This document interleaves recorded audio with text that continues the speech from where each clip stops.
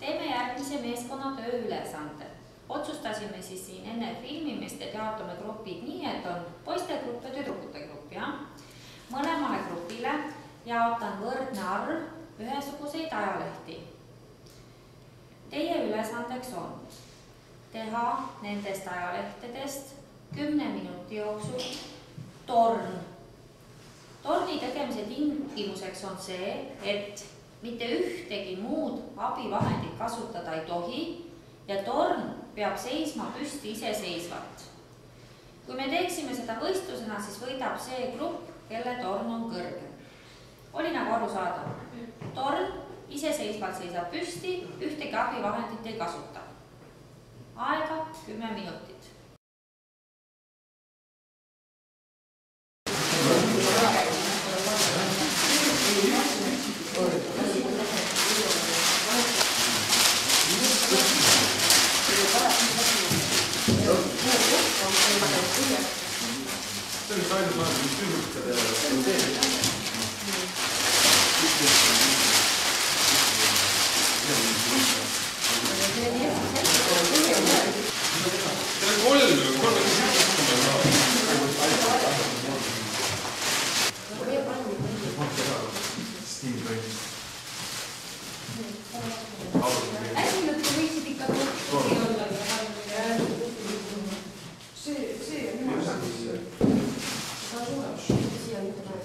See